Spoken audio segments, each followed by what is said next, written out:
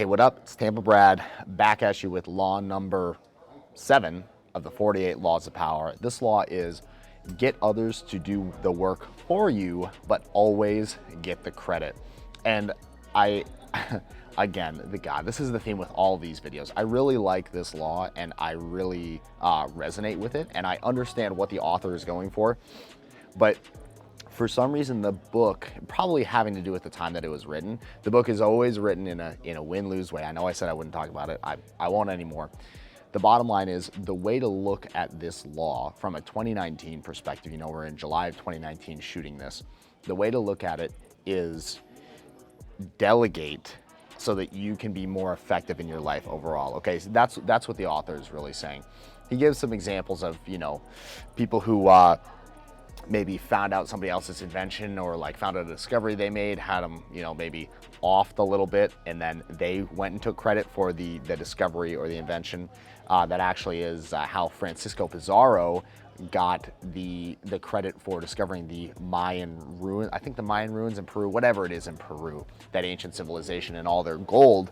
Francisco Pizarro was the guy because I think it was somebody named Balboa before him was actually the commander who discovered the civilization, and then Francisco Pizarro had him, accused him of treason, or how that kind of goes, accused him of something, had him executed, and then he took over the forces of the Spanish conquistadors and went down and actually got all the credit for discovering I believe it actually was the Mayans. I'll have to go back and look. But anyways, the point is, the person that gets the credit for a great invention, discovery, innovation, it's the person that gets the credit that gets remembered, and they also have the power of whatever value they're bringing to society. They also then get the lion's share of that power. The best example of this is Nikola Tesla.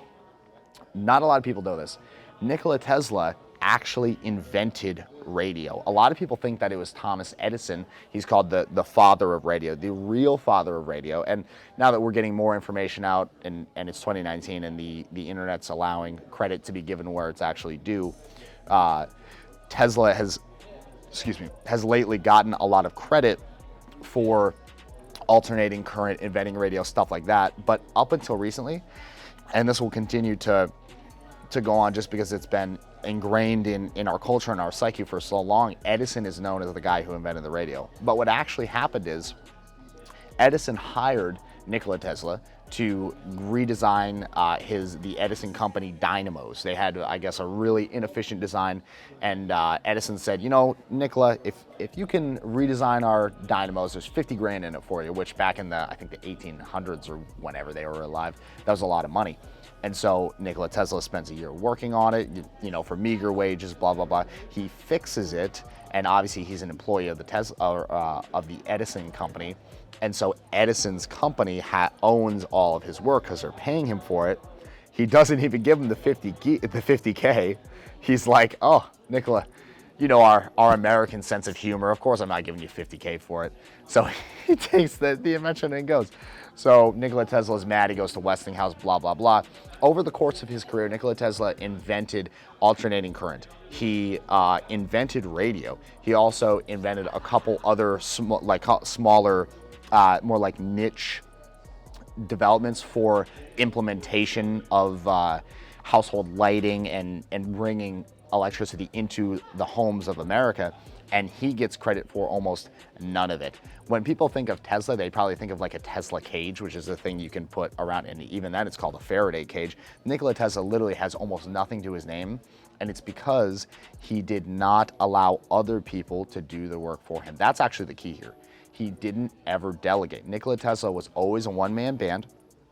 He always did things himself. He was a genius, and he was extremely dedicated to what he did, and is extremely admirable. And now he's starting to get a little bit of the credit for the stuff that he did, but it will never be on the scale that he truly, quote unquote, deserves. But even saying that he deserves the credit is a misnomer. Just because he brought the invention to life does not mean that he deserves the credit. Life is what it is. If you don't popularize something and you don't market it correctly, you don't deserve the business results, okay? Thomas Edison understood how to market and how to delegate and run a business and grow his reach Okay, that's a word that we're going to talk about a lot in these videos, is your reach. That has a lot to do with how much power you have. Because Edison knew how to do that better than Tesla, he got all the credit, right?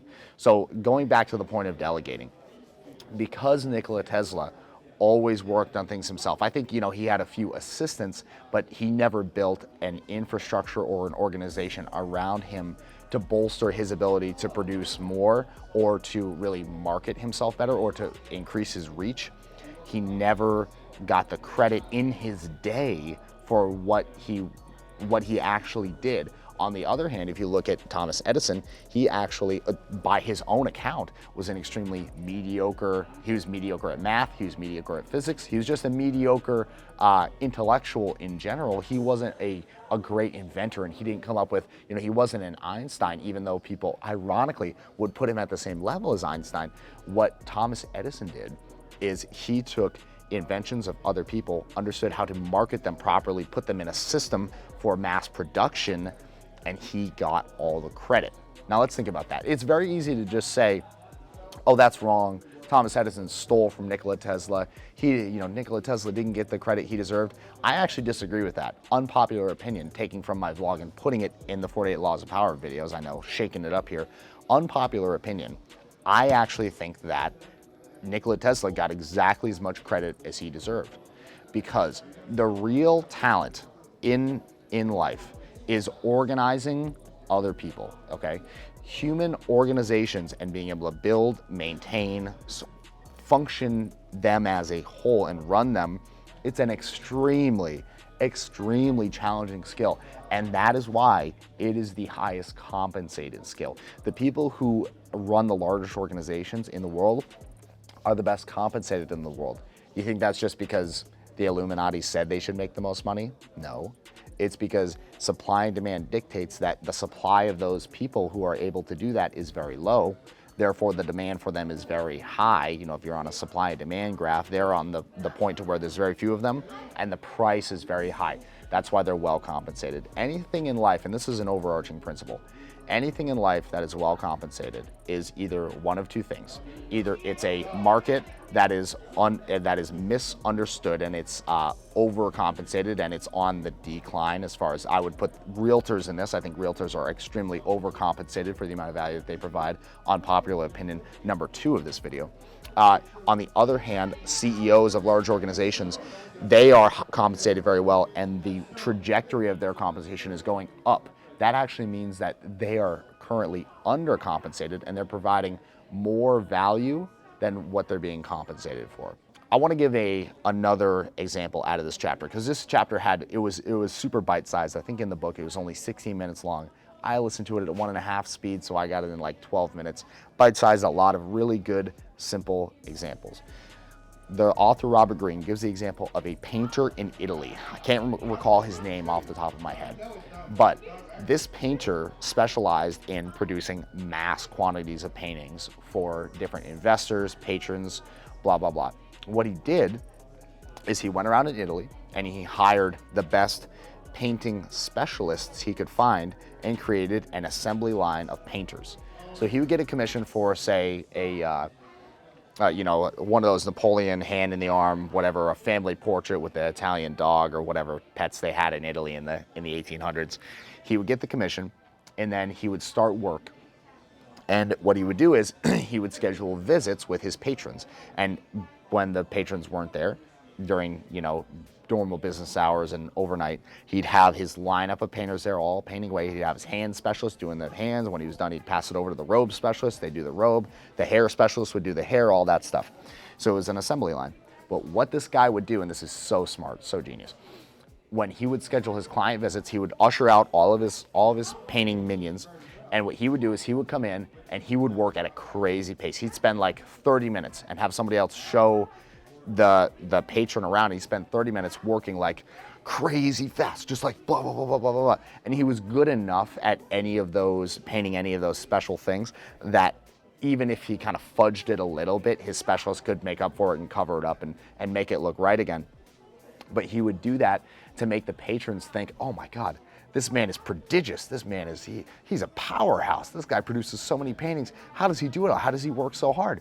And that's so beautiful, because in the 1800s, you had to hide it and make it look like it was you doing all the work. The beautiful thing is you're lucky enough to be living in 2019 on. I hope there's somebody watching this in 2029. Hello to the future.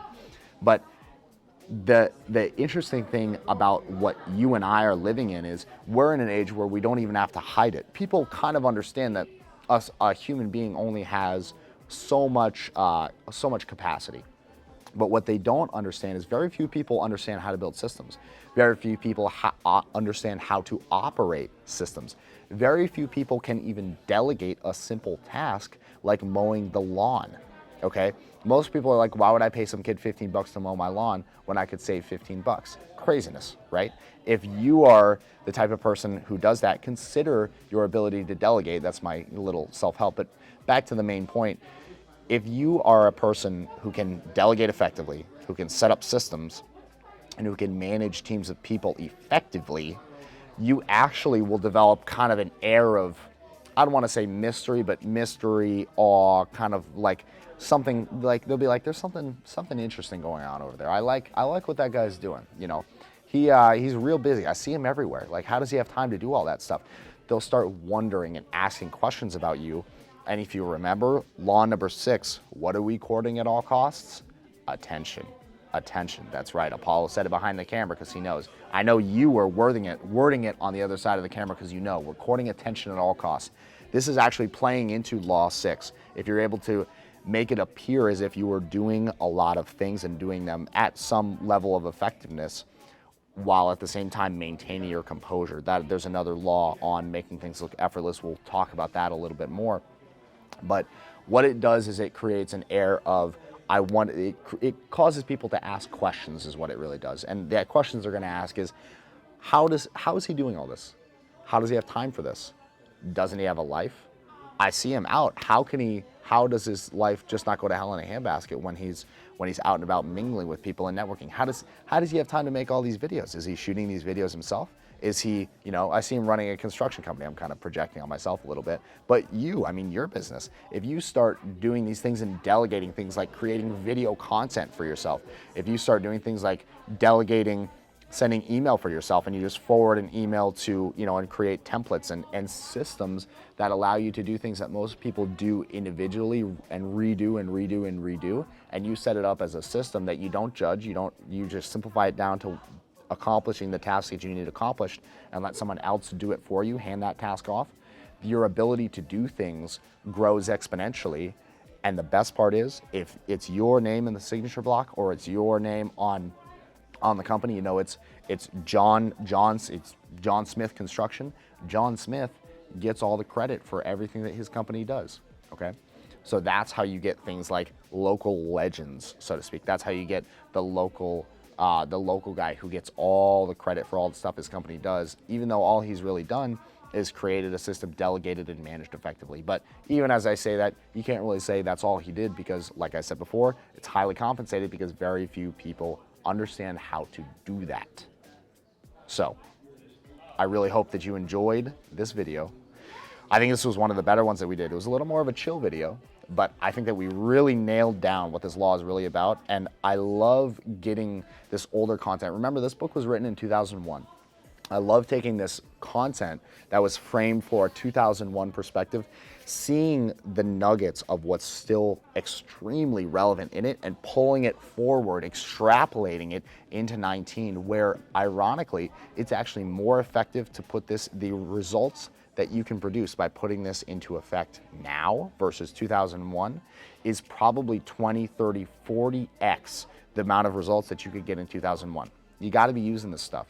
If you're just watching this video and you're not taking any action on it, it's been a complete waste of your time.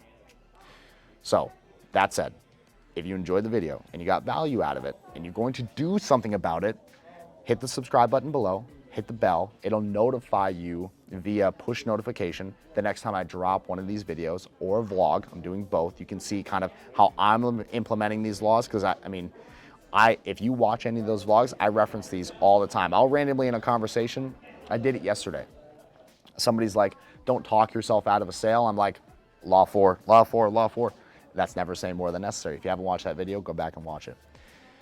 Bottom line, subscribe, hit the bell. Also follow me on Instagram, because as I'm going through these, it's really spinning my mind up to be just churning out these thoughts kind of left and right. So as I think of them and I want to share them quickly, but maybe I don't have Apollo with me, maybe it's late at night or something, I'm just sitting in my apartment doing some work, I'll just pull out my phone, shoot a quick video of like, look, this is what you need to be thinking about if you want to do this, this, this. That's where you really get the little nuggets. You know, these are meant to be more evergreen and timeless, but if I want to talk about a specific industry or tip, that's going to be on Instagram. So there's, you know, it's a little more hit and miss as far as it being relevant to you, but if I hit something that's relevant to you on my Instagram and it's like targeted, you can DM me, I'll talk to you about it. That if you really want to get really good value, hit me up on Instagram, because that's where the really nuanced stuff is going down. I love this, but that's even more. So thanks again for watching. I appreciate your attention so much. If you liked it, drop a like, and I will see you in the next vid. Law number 8 is coming very soon, and I'll see you in law number 8. Peace.